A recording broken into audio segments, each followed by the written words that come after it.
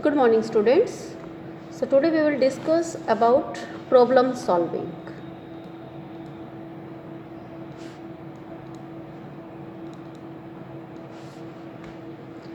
Problem solving means how we can solve our problem by using computers.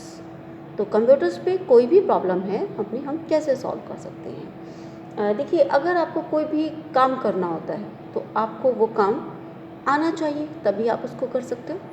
For example, आपके teachers ने आपको कोई mathematical problem दे दी, आपको कह दिया आप फैक्टोरियल निकालिए, तो आपको फैक्टोरियल निकालना आना चाहिए, तभी आप निकाल सकते हो। तो आपको स्टेप्स पता होने चाहिए कि कौन कौन से हमें फॉलो करने हैं, एक बार। दूसरा, आपको जो जो स्टेप्स फॉलो करने हैं आपको सारे 1 बाय 1 प्रॉपर सीक्वेंस में फॉलो करने चाहिए, तभी आप सही सॉल्यूशन निकाल सकते हो। अदरवाइज आपका जो रिजल्ट है वो गलत होगा। तो ये कह रहे हैं कि while solving a problem we need to apply our steps in a proper sequence. If we omit some steps or if we follow wrong sequence, we will get wrong results. So in order to get proper answer or your answer, you need to solve problem in well defined steps. So here we have well defined steps. Problem solving basically it is clearly states steps so that we can get accurate answer. अब same यही चीज़ computer के साथ है। Computer के साथ हम जो ये प्रॉब्लम सॉल्विंग के लिए जो हम स्टेप्स डिफाइन करते हैं, this is known as programming. And programming क्या है?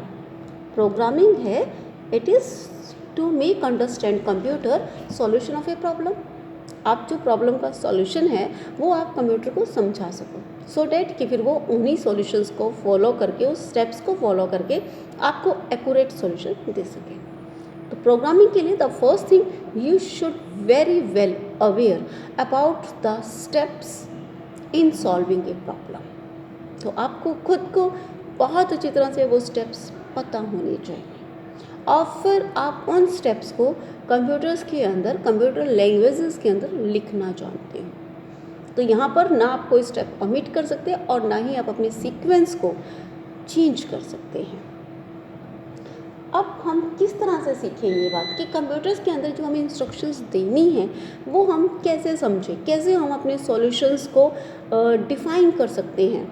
डिफ़ाइन करने जो वेल डिफाइंड स्टेप्स हम कह रहे हैं कैसे हम बता सकते हैं, किस तरह से हम वो कर सकते हैं। तो उसके लिए हमारी कुछ टेक्निक्स हैं कंप्यूटर्स के अंदर, और उसके अंदर फर्स्ट जो चीज़ हम यूज़ करते हैं, first we always write algorithm of the solution. हम कभी भी किसी पर्टिकुलर लैंग्वेज के अंदर जब प्रोग्राम लिखना भी होता है तब भी हम सबसे पहले उस लैंग्वेज के अंदर नहीं लिखते हैं सॉल्यूशन, रादर हम एक रफ इंग्लिश एक लैंग्वेज जैसे इंग्लिश लैंग्वेज का ही रफ सा एक सॉल्यूशन पहले बना लेते हैं। और वो रफ सा सॉल्यूशन जो होता है एक्चुअली उसमें थोड़ा सा मतलब हम उसको प्रिसाइज मैनर में लिखते हैं, तो उसको हम एल्गोरिथम बोल देते हैं। सो एक्चुअली एल्गोरिथम जो होती है it helps us in defining the program logic.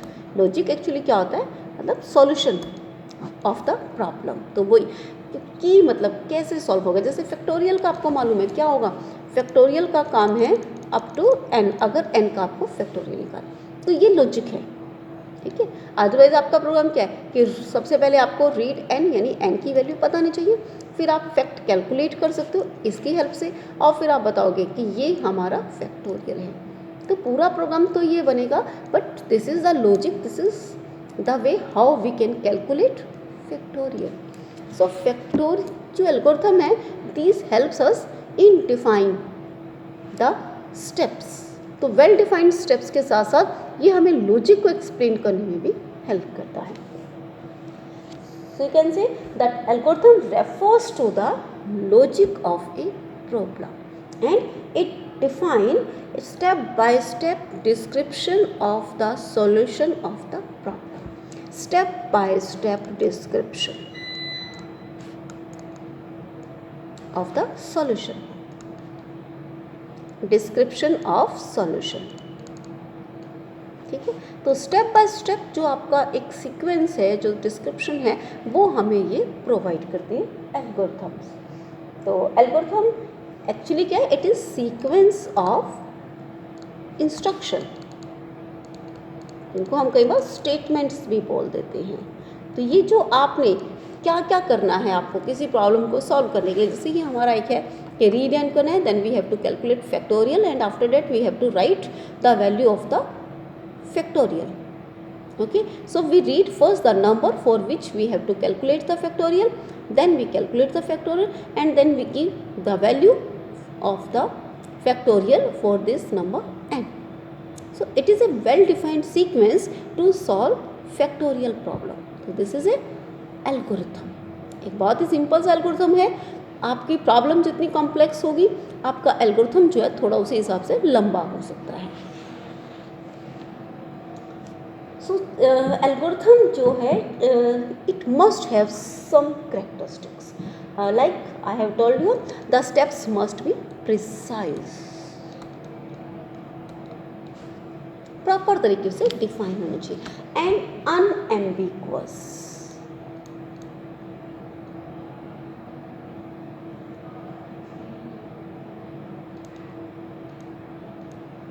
Unambiguous मतलब डबल मीनिंग नहीं होना चाहिए, उनका मीनिंग जो है क्लियर होना चाहिए। प्रॉपर आपको पता होना चाहिए कि आप ये कन्वे करना चाहते हैं, वो वही मीनिंग कन्वे कर सकें। Should be execute in finite steps और फाइनाइट टाइम्स। ठीक है, ऐसा नहीं कि आप अनलिमिटेड एक लग गए कि करते रहो करते रहो करते रहो, पर कब तक? तो there should be some stop time, एक फाइनाइट टाइम होना चाहिए जिसके अंदर आपका ये काम हो जाना चाहिए। तो फाइनाइट स्टेप्स आपके होने चाहिए। ठीक है, no instruction should be repeat finite time and finite steps. ठीक है, तो कोई भी इंस्ट्रक्शन जो है बार बार रिपीट नहीं होनी चाहिए। And should produce desired result. ठीक है ना, रिजल्ट तो क्या एक्यूरेट हो सकता है, बिकॉज आपने जो स्टेटमेंट्स लिखी, जो इंस्ट्रक्शंस आपने दी, आपको रिजल्ट मिल गया, तो उसके हिसाब से तो वो एक्यूरेट ही है ना। बट आप प्लस करना चाहते थे 2 नंबर का और हो गया मल्टीप्लिकेशन गलती से, तो फिर वो डिज़ायर्ड रिजल्ट नहीं दे रहा ना। तो should produce desired result. Otherwise अगर आपका प्लस वाले मल्टीप्लिकेशन का रिजल्ट दे रहा है, तो इसका मतलब there must be some error in it. So ये हमारा एल्गोरिथम्स है। तो हम किसी भी चीज़ के लिए, किसी भी प्रॉब्लम के लिए एल्गोरिथम्स लिख सकते हैं। Algorithms are the independent of language. Remember, they are independent of computer language. तो जैसे आप C वगैरह पढ़ते हो, पास्कल वगैरह, तो वो इन पे किसी पे भी डिपेंड नहीं करता। They just explain the logic और you can say the step by step solution of the problem. तो वो इंग्लिश लाइक हम स्ट्रक्चर यूज़ कर लेते हैं, तो ठीक है। तो एल्गोरिथम्स हमें बहुत हेल्प करती हैं इन प्रॉब्लम सॉल्विंग, क्योंकि कोई भी इंसान एकदम से जाकर सीधा किसी भी लैंग्वेज पे कंप्यूटर में जाके नहीं लिख सकता। आपको पहले एक रफ़ सॉल्यूशन, रफ़ आइडिया ज़रूर चाहिए होता है कि मुझे क्या करना है, मेरी प्रॉब्लम क्या है। First you have to understand the problem. जैसे मैंने कहा एडिशन ऑफ 2 नंबर, तो आपको समझ में आना चाहिए कि आपको क्या करना है। ठीक है, अगर हमने क्या है परमुटेशन एंड कम्बिनेशन निकाली है, तो आपको पता है कि फैक्टोरियल होगा, NCP कह दिया, तो n factorial p factorial n minus p factorial जैसे। तो first you have to define the problem. अगर कहा कि ये निकाल दीजिए, तो आपको पता चाहिए कि ये निकलना है या क्या निकला है। जो भी है आपका जो प्रॉब्लम है, first you have to define the problem and then you have to define the solutions. So algorithm is the easiest and best way of defining solution of any problem. तो यहाँ आपको स्टेप बाय स्टेप पता भी चल जाता है और आपको समझ में इजीली आ जाता है।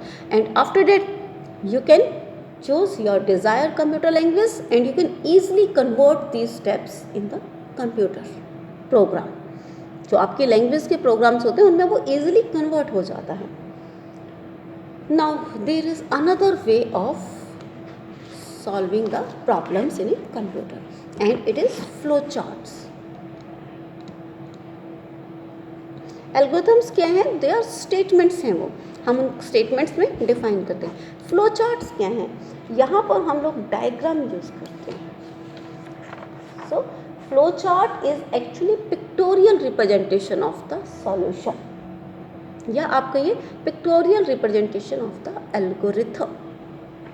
क्यों? क्योंकि हमें पिक्चर से बड़ी जल्दी क्लियर समझ में आ जाता है कि हमें करना क्या है।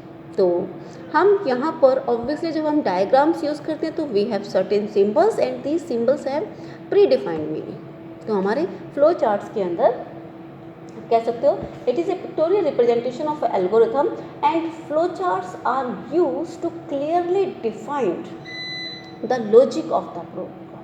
तो यहाँ पर आपको लॉजिक ऑफ द प्रोग्राम, आपका ब्रांचिंग है, आपका सीक्वेंस है, आपका रेपिटेशन है, अभी हम देखेंगे तो वो सब प्रॉपर तरीके से डिफाइन कर सकता है। तो अभी ब्रांचिंग सीक्वेंस ये क्या होता है, चलो एक बार ये देख लेते हैं। देखिए आपने कोई प्रॉब्लम सॉल्व करनी है, जैसे कि हमें we have to add two numbers, तो बहुत ही सिंपली हम लिख सकते हैं read A, first we know about the A and B and then we can simply add them and then we write about the solution. So this is first statement, second, third and fourth. We have these four statements to write sum of two numbers. तो यहाँ पर आपका जो है sum हो जाएगा। अब second चीज़ लीजिए, let us suppose I want to find out which one is greater, A is greater than B or A is less than B, कौन सा सही? So in that case again we read A, then we read B, then we have to ask a question if A is less than B, okay, then write B because we want to write the greater number, suppose then write B, you can write B is greater else, or you can say otherwise we have to write A is greater. So यहाँ पर आप देखिए आपका थोड़ा different हो गया है। So it is selection, either you write B is greater or you write A is greater. So here selection of statements, so you write a single statement out of these two right statements. आपको इन दोनों right statements में से कोई एक लिखना है और वो आपको चूज करना है and that choice is based on this condition. So it is A conditional execution और यू कैन से ब्रांचिंग, ये होगा या फिर ये होगा, दोनों नहीं हो सकते. इस तरह से हमारा कुछ और भी चीज़ होती है. जैसे सपोज मैंने आपको कहा कि आप 1 से लेकर 10 तक सभी नंबर्स को जो है वो अपना आप ऐड कीजिए, तो आप क्या करेंगे? सपोज हो सकता है you have to add first 10 numbers, जैसे 1 2 3 4 5 6 अप टू 10 तक आपको सभी नंबर्स को ऐड करना. तो आप क्या करोगे? 1 + 2 3 आ जाएगा. आप इस 3 में फिर से 3 ऐड कर दोगे, 6 आ जाएगा, इसमें 4 ऐड कर दोगे, 10 आता चला जाएगा. तो आप ऐसे काम करते रहोगे. तो यहाँ आपको क्या करना है? आपको शुरू हो जाना है आई की वैल्यू, हम 1 to 10, इसको हम थोड़ा सा लॉजिक बनाएंगे. कैसे? 1 से लेकर 10 तक जाना है. सम, एक्चुअली हमारा स्टेप क्या है यहाँ पर? अगर हम देखें तो first we add this value and we put it into some value जो आपका 3 आया. फिर आपने इस 3 के अंदर नेक्स्ट नंबर ले लिया जो कि आपके पास अब सम क्या बन गया? 6. फिर आपने इस सम के अंदर नेक्स्ट वैल्यू ले ली. हम यही करते जा रहे हैं. So here again we do sum is equal to sum plus, तो आई की वैल्यू जो है हमारी फर्स्ट से शुरू हो गई and here we need to initialize sum with 0 कि कोई गार्बेज वैल्यू है तो वो आपकी ऐड हो जाए. तो आपने कहा सम 0 है. तो शुरुआत में जो हमने यहाँ मैनुअली शो किया था कि 1 + 2, we can actually do 1 + 0 + 1 and it is 1 in sum. So here we calculate sum. So first time sum is actually 1. Next time sum is equal to 1 + 2, 3. Next time sum is 1 + नहीं sorry 3 + 3 6. Next time sum is equal to this 6 plus next number 4. So here 1 2 3 4. We take individual numbers. We are repeating same sum statement again and again, but of course for different values. हमारी values different हैं, but हम बार बार सम ही किए जा रहे हैं. तो यहाँ आपका एक रेपिटिशन आ गया. तो हम कह रहे हैं जब तक i की वैल्यू 10 तक है तब तक आपको ये काम करते चले जाए. It is known as repetition. So now we see we have 3 different type of logics. या तो आपको 1 बाय 1 एग्जीक्यूट करना होगा, या फिर आपको सिलेक्शन करना होगा. आपको 2 रास्ते हैं कि आपको इस पे जाना है. जैसे आप कहीं किसी जा रहे हो किसी जगह पे, तो एकदम से 2 रास्ते आ जाते हैं, तो यू हैव टू सिलेक्ट कि मुझे इस रास्ते पे जाना चाहिए कि मुझे इस रास्ते पे जाना चाहिए. तो आपका सिलेक्शन हो गया. फिर रेपिटिशन, जैसे मैंने आपको कह दिया कि ठीक है आपने बहुत ही गंदा वर्क किया हुआ है, आपकी हैंडराइटिंग अच्छी नहीं है बेटा, आप इस पेज को ही 10 बार लिखिए. ठीक है, तो वो आपका क्या है, रेपिटिशन हो गया. आप बार बार उसी काम को किए जा रहे हो. सो ये हमारे इस तरह से प्रॉब्लम सॉल्विंग हो सकती है अलग अलग तरीके से. तो हम इसमें बात कर रहे हैं कि फ्लो चार्ट्स की. एल्गोरिथम्स के अंदर अभी मैंने आपको डिफाइन कर दिया कि एल्गोरिथम इस तरह से लिखी जाती है. बट अब हम बात करते हैं फ्लो चार्ट्स की. तो हम flow charts they are the pictorial representation. तो यहाँ पर हम with the help of pictures और you can say with the help of symbol we define logic of our program. तो यहाँ कौन कौन से सिंबल्स हमारे हो सकते हैं. First symbol is terminal symbol, या आप कहिए it is start and ending symbol, ये हमारा होता है. Next we have input output statements. Whenever we write some read statements तो हम ये यूज़ करते हैं. तो it is for read and write. तो input and output symbol. Next if you want to add 2 numbers, एक processing type statements हैं, तो वहाँ हम यहाँ करते हैं इसमें. This is processing box. Next we have decision box. Like हमें इफ़ स्टेटमेंट करनी थी ना कि इफ़ दिस और दिस, तो ये हमारा डायमंड शेप का जो होता है it is used for the decision type of statements. Next we can have different arrows की, अप एंड डाउन हो सकती है. एरो जो है ये आपकी दिखा रही है कि ये जिस रास्ते जहाँ जा रहा है, यानी यहाँ से यहाँ पर फ्लो हो रहा है. We can also have some connectors. कई बार हमें जैसे रेपिटेशन दिखानी है, सेम पोजीशन पे बार बार मूव करना है, तो हम कनेक्टर्स लगा सकते हैं. इसके अलावा हम लोग जैसे एक पेज पे हमारा फ्लो चार्ट लिख लेते, पेज भर गया और अभी हमारा फ्लो चार्ट ख़त्म नहीं हुआ, तो नेक्स्ट लाइन पे लेके जाना है, तो अभी हम कनेक्टर्स जो हैं वो लगा सकते हैं. तो कनेक्टर्स हमारे इस तरह से कि सपोज आपने कहा ए और फिर ये यहाँ पर ए, तो यहाँ पर जो ए ख़त्म हुआ ये कहाँ लेकर जाएगा, ये इस पोजीशन ए पे ले जाएगा और यहाँ से आगे कंटिन्यू हो सकता है आपका. तो ये हमारे पास अलग अलग सिंबल्स हैं. टर्मिनल सिंबल जो आपका स्टार्ट एंड स्टॉप के लिए यूज होता है, and input output symbol it is use to write the read statement and write statements, and then processing it is used to write the statement executed by the CPU, or you can say the calculative type of statements, operations type of statements here. And then decision is if type of statement where we made to some selection.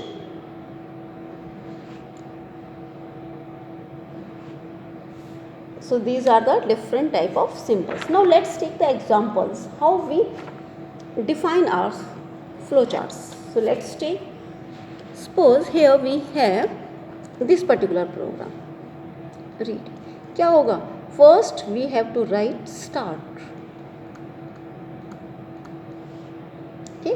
Next statement is a input statement. So we use input symbol like read a.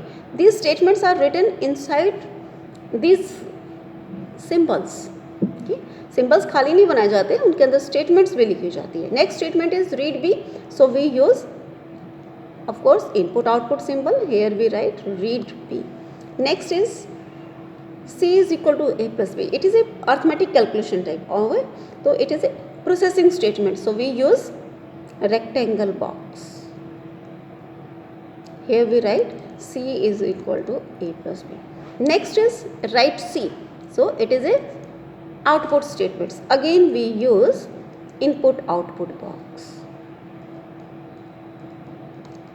And this is the last statement. So here we end our flowcharts. Like again we use the terminal symbol stop.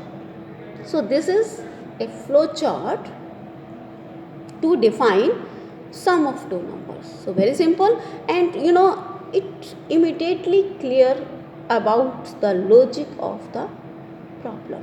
तो आपका problem का logic क्या है कि read statements है and then एक processing statement है और फिर राइट स्टेटमेंट्स है. तो बहुत इजीली आप इसको अंडरस्टैंड कर लेते हो लॉजिक को यहाँ पर. नेक्स्ट चीज़ आपका क्या था, जैसे हमने एक लिया था एग्जांपल अभी कि इफ़ वाला स्टेटमेंट कि where we have to find greater out of two numbers. तो क्या हो सकता है, तो ये आपका हो सकता है जैसे आपका फर्स्ट वही स्टार्ट का होगा,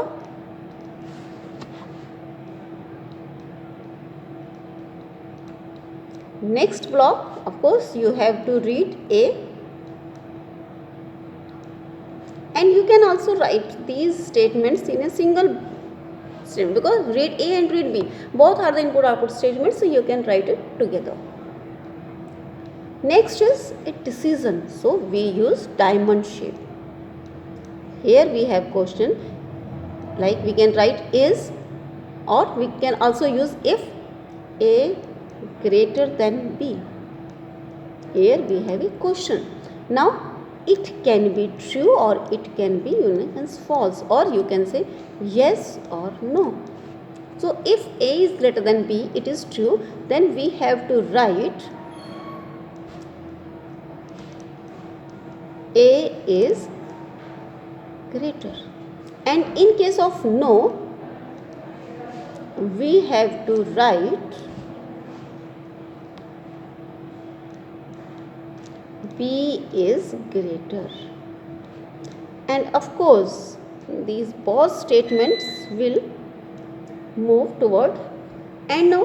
तो इसके बाद हमारा ख़त्म हो गया दोनों काम, तो ये दोनों के दोनों यहीं से स्टॉप हो जाए. यहाँ होगा क्या, अल्टीमेटली तो दोनों को स्टॉप हो जाना ना, उसके बाद कुछ काम या तो ये काम होगा आपका, तो आपका पाथ क्या हो सकता है, ये इस तरह से होगा, या फिर आप यहाँ से क्योंकि फॉल्स हो गए तो आप ये काम करते हुए आएंगे हम लोग यहीं पर ही. तो ये हमने स्टॉप लगा दी. तो it's very simple flow chart to find out which number is greater. तो ये हमारा ए एंड बी का है. थर्ड हमने जो स्टेटमेंट्स ली थी, हमने लिया था कि जब रेपिटेशन होती है, तो रेपिटेशन के केस में suppose we have to add first 10 numbers. तो हमें क्या करना था, हमें पता ही है कि 10 नंबर्स हैं हमारे, या फिर suppose we want to add some, suppose we can make a program to add first 10 numbers or sometime maybe first 20 numbers, and then in some cases we can add first 50 numbers. So it is not certain, so here we read and then we say sum is equal to 0. We will take a variable sum where we put value 0, क्योंकि अगर पहले से उसके अंदर कोई value पड़ी होगी तो वो भी आपकी ऐड होनी शुरू हो जाएगी. तो it's better to initialise sum with 0, कि पहला कुछ रहेगा ही. Now next statement is 4 I is equal to 1 to n. So this is a general program. यहाँ पर अगर हम 10 लिख देते तो वो सिर्फ 10 के लिए काम कर सकता था, but we don't prefer to write exact values here because that can not make a general program. So we generally use and type statements here. हम n यूज़ करते हैं सो डैट कि आप n 10 दे दीजिए, 15 दे दीजिए, 20 दे दीजिए. अब आप किसी भी वैल्यू के लिए इसी प्रोग्राम से रिजल्ट ले सकते हो. So it's our preference to make general programmes.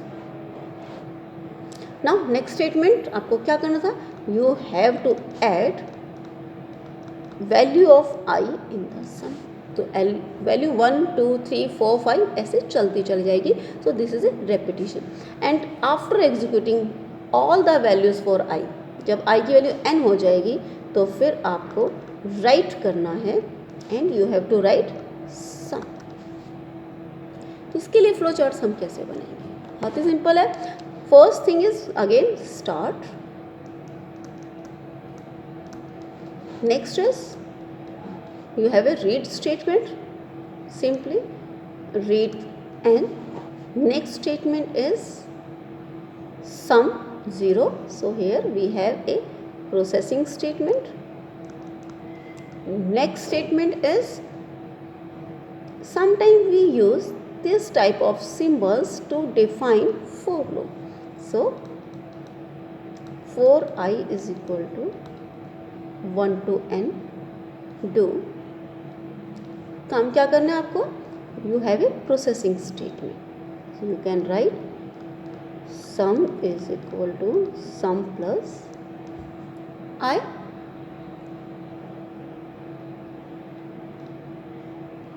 Some is equal to sum plus है। अभी आप यहाँ से इसको फिनिश नहीं करोगे क्योंकि ये अभी आपका जाता रहेगा, तो ठीक है ना, यहाँ से एंड नहीं हो रहा है, अभी तो इसको बार बार आई की वैल्यू, तो you have to show here that the control is transferring again and again here. तो यहाँ आप एरो इस तरह से बनाओगे, ठीक है। तो कभी हम यहाँ पर कनेक्टर बना सकते हैं, यहाँ पर भी इस तरह से, and then we can write n here to denote that this particular block will execute for n number of times, and after that it moves toward end, so here we write stop. So this is a way of writing for repetitive type of statements. तो ये आपका जो flow charts हैं, ये आपका repetitive type of statements के बारे में बता रहा है। तो यहाँ ये ब्लॉक आपको, तो कनेक्टर हम कई बार इस तरह से भी यूज़ कर सकते हैं, अदरवाइज हम कई बार डायरेक्टली भी दिखा देते हैं, विदाउट कनेक्टर भी दिखा सकते हैं, but it's better to write connector and write the control variable. आपका एन है ना, तो आप एन लिख सकते हो या आई भी लिख सकते हो, ठीक है, बट एन लिख दीजिए तो ठीक है कि एन नंबर ऑफ टाइम जो है एग्जीक्यूट हो रहा है, या फिर ये आई के हिसाब से एग्जीक्यूट हो रहा है, तो आप यहाँ आई भी लिख सकते हो, कोई दिक्कत नहीं है कि ये आई वेरिएबल जो है कंट्रोल कर रहा है, उसके हिसाब से ये एग्जीक्यूट हो रहा है। So this is the way of representing the logic of a program with the help of flow charts. तो फ्लो चार्ट्स भी हमें अलग अलग तरह से हो सकते हैं हमारे, हम चाहें तो किसी पर्टिकुलर पार्ट के लिए भी प्रोग्राम के फ्लो चार्ट डिफाइन कर सकते हैं। सो फ्लो चार्ट्स के आपका जो रूल है, यहाँ बेसिकली हम लोग लॉजिक के ऊपर कंसंट्रेट करते हैं, एंड डायग्राम की हेल्प से हम आपको लॉजिक जो है एक्सप्लेन करते हैं, अलग अलग सिंबल आपको बता देते हैं। फ्लो चार्ट कोशिश ये किया जाता है कि जितना सिंपल हो सके उतना ही अच्छा, और क्रॉसिंग ऑफ लाइन हम अवॉइड करते हैं, एक के ऊपर दूसरी लाइन हम कोशिश करते हैं ना आए। मान लीजिए यहाँ से एरो निकाला, अब वो इसको काटता हुआ चला जाए, ठीक है, तो ऐसी चीज़ें हम प्रेफर नहीं करते।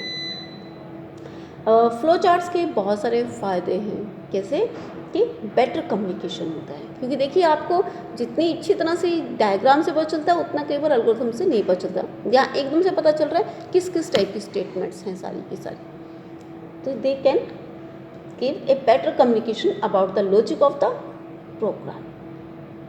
और ये नीट एंड क्लीन बनाए जाते हैं, ज़्यादातर हम ब्लैक पेंसिल से इसको ड्रॉ करते हैं, सो डेट कि साफ़ सुथरा रहे। हम ये सारे अपने जो बॉक्सेस हैं ये बड़े प्रॉपर नीट और एकदम जो शेप है वो सही होनी चाहिए। ऐसा नहीं है कि मतलब ये आपका कुछ इस तरह से बन गया या फिर इसको थोड़ा टेढ़ा मेढ़ा सा कर दिया, नहीं, रेक्टेंगल मतलब रेक्टेंगल, पैरेललोग्राम मतलब पैरेललोग्राम, तो ये बड़ा ही ध्यान रखा जाता है। प्रोग्राम डॉक्यूमेंटेशन में ये बहुत हेल्प करता है, ठीक है ना। डॉक्यूमेंटेशन मतलब जहाँ हमें रिकॉर्ड बना के रखना होता है कि हमने क्या प्रॉब्लम की थी, क्या सॉल्यूशन था उसका, तो वो सब डॉक्यूमेंटेशन। एफिशिएंट कोडिंग, इसको बड़े इजीली आप प्रोग्राम लैंग्वेज के अंदर कन्वर्ट कर सकते हो, ठीक है। सिस्टमेटिक डिबगिंग, जैसे आपकी प्रोग्राम में कोई एरर आ गई थी जिसको हम तो process of removal of error known as debugging, ठीक है। तो आपके प्रोग्राम के अंदर अगर कोई एरर है तो आप इजीली जब फ्लो चार्ट्स को देख सकते हो तो आप समझ सकते हो कि कौन सा स्टेप आपने स्किप कर दिया था या कौन सा आपका गलत हो गया था, तो ये इसमें भी हमें बहुत हेल्प करते हैं, ठीक है। फ्लो चार्ट्स के साथ प्रॉब्लम है कि बहुत टाइम कंज्यूमिंग है। आप देख रहे हो कि एक फ्लो चार्ट बनाने में खूब टाइम लगता है, और बिल्कुल नीट एंड क्लीन अगर हमें बनाने होते हैं तो we use scales, pencil, proper sharp pencil. तो यहाँ पर हमें ये टाइम कंज्यूमिंग है, और यहाँ पर हमें सिंबल्स का भी प्रॉपर ध्यान रखना पड़ता है। और यहाँ फ्लो चार्ट्स के अंदर कुछ स्टैंडर्ड्स डिफाइन है कि हमें कितनी डिटेल बतानी है। कई बार हम क्या करते हैं कि simply we have to do this thing, तो हम सिर्फ लिख देते हैं कि हमें क्या ये काम करना है, बट वो कैसे करना है तो वो या तो हम दूसरे फ्लो चार्ट्स में अलग से एक्सप्लेन करते हैं। तो यहाँ एक्चुअली आपका कई बार सॉल्यूशंस की जो सॉल्यूशन है जो आपका, उसमें सिर्फ हमें क्या क्या करना है हमारा इस तरह से ऐड हो जाता है, हमारा एक्चुअल सॉल्यूशन नहीं होता कि हमें स्टेप्स कौन से फॉलो करने हैं। ठीक, तो ये आपका फ्लो चार्ट और एल्गोरिथम के बारे में था। Thank you students.